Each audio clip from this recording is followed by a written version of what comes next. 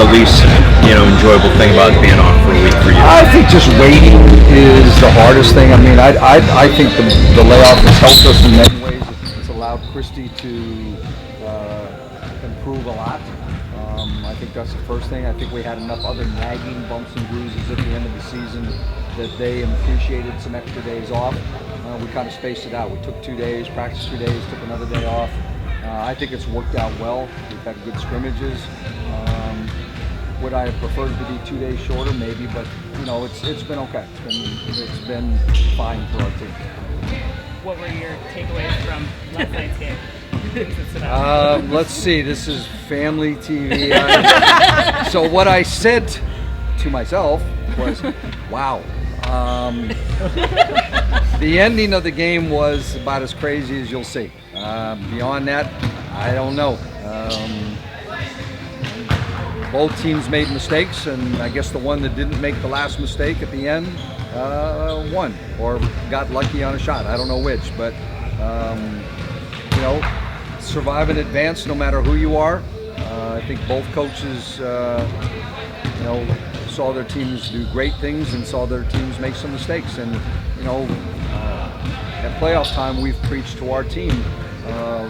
Teams that make fewer mistakes but stay aggressive usually come out, ahead. And so I think what I took from as much as anything is that's a good learning lesson for our team about the kinds of things you have to think about at the ends of games. And so, hopefully, somebody else taught us a good lesson. They're one of the few teams that has actually beaten you here, although you weren't at full strength. Is there anything you can take from that game? Yeah, I mean, I thought up until middle of the second half we had played really good basketball without Elena. We just didn't play very well in the fourth quarter, and we fouled them too much. They flop a lot, they grimace a lot, and they get some calls. I think what we need to learn is, A, don't foul and put them on the free throw line. They shoot the most free throws of any team in the league. They sell a lot of free throws to people, so I'm hoping that their salesmanship is not as good in the playoffs. But I think you have to execute. I think you have to rebound against them. It comes back, this is a really basic series. You can't turn the ball over, you can't put them on the free throw line, and you have to keep them off the boards. And if you do those things, you give yourself a really good chance to win. Do you take anything from last year's experience that's going to help you this year, or do you put last year aside and say this is brand new and it's another season? Well, I think you draw on last year's experience about how little mistakes or what seemed like little details become really important. Making sure that you are in the right spots on a play at the end of a game, or making sure you block out on a free throw, or inbounding to the right person at the right time. I think all of those things you learn. That playoff games have slim margins. We've gotten very comfortable with a lot of big wins this year. Playoff games aren't going to be like that. So I think we can draw on that experience that we've been in those tight games in pressure on national television, and hopefully, the lessons we learned last year carry over.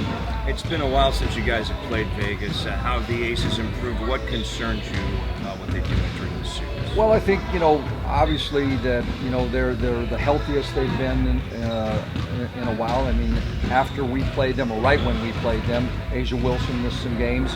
She didn't play in that second half of the makeup game, and they got the Erica Hamby going partly because of that. They've gotten her in more of a rhythm. They have done what we've done and played a bigger lineup, many more minutes. They added Epiphany Prince to the team since then, so they've added a shooter with playoff experience. Their end of their season was kind of up and down. I don't know what you take from it, because they lost some games you didn't think they would lose, and they won some big games when they were down. They won a game against LA late in the year where they were down big and came back and won. So I think a lot of their stuff is, their basic stuff is what we've seen all year, but they've added a few wrinkles over the last 3 weeks that, we've had a chance to study and practice for. And game one is, I guess, one of those ones where it's the first game of a chess match, and you go out and do the things you do best, and they'll do the things they do best, and then afterwards the two coaches both sit down and try to reevaluate, what you need to do differently in game two. So What's the Christy's coming. momentum? I'm sorry, Coach. The momentum down the stretch of the regular season in terms of wins. How does that bode well for the team in terms of confidence? Well, I think anytime you win, 16 out of 18 games, you should have a lot of confidence. That would be, the one thing that the break has kind of taken that rhythm away a little bit. Luckily, our scrimmages have been against guys who played physically against us, and we've asked them to. And so I think we were able to maintain a little bit of that same flow to the game. Until you go out and play the game, I'm sure we're going to have a little bit of rust, and they're going to have a little bit of fatigue. So it's a matter of which one of those kind of takes over in game one. Mike, last week we reached the final. You're playing a different home course. You're bouncing around. What is this place meant over the course of the season? What do you expect out of it? Well, it's meant a lot. Our fans have been terrific. The noise factor is deafening to an opponent. Being 14-2 in this building, says a lot about what it's given us. At the start, it's still our skill level that has to be good to do that. But the fans have had a direct influence, I think, on the game, and it energizes your team from the start from the time you walk in the building. You said that Christy's feeling better. Do you know yet if we're going to see her tomorrow night? I think she'll probably play, but Okay. until we go through shoot around tomorrow and warm up, I would guess that she's ready to play based on what I've seen the last couple of days. I don't know that we'll start her because we've got a pretty good rhythm and try to ease her back into it. I think we might put a semi-minute limit on it, just kind of seeing how she plays. But she'll give us a real boost, I think, confidence-wise and energy-wise. And you put a player of that skill level back into your lineup, that helps a lot. So would you still thinking of going with that big starting lineup? We'll see. We'll see. Coach, we heard you mention about your team's improvement on the defensive rebounding throughout the year.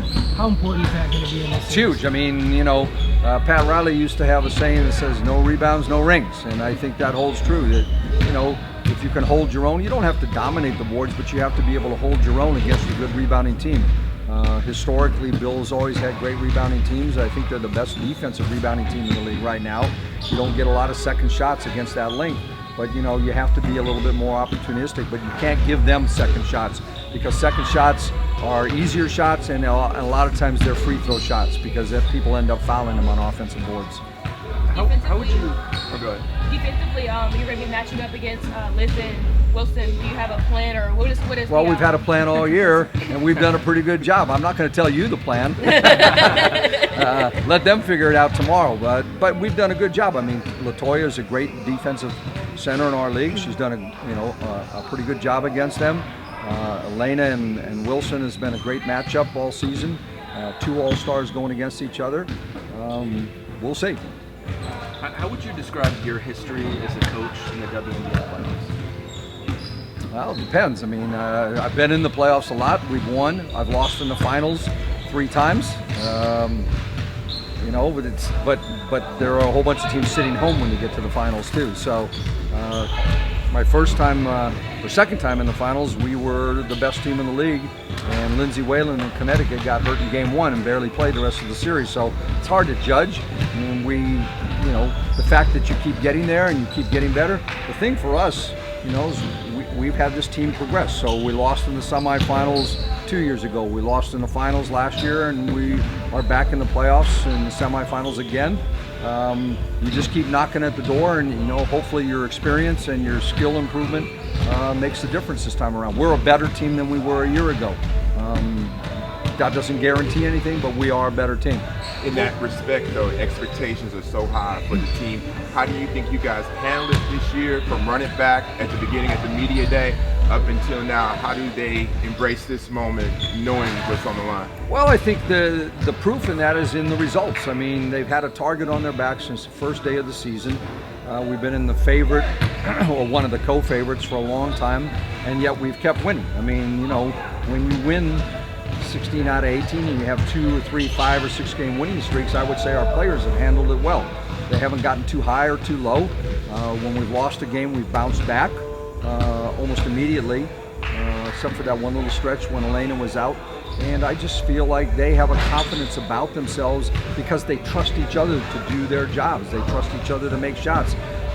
I don't think any one player on this team feels the pressure to win it all by themselves. Even as good as Elena is, and she said it several times in the last few weeks, one of the reasons that she's had a great season is she trusts her teammates to make plays. She's made great passes, and so I think that they feel like every night somebody else can step up and make a big play, and that's a nice confident feeling to have going into a playoff series. What would you like to say to the fans that maybe is still on the fence about purchasing a ticket to tomorrow's game? Well, if they're on the fence very long, they're going to be left out because they better get on the phones today and order their tickets or online.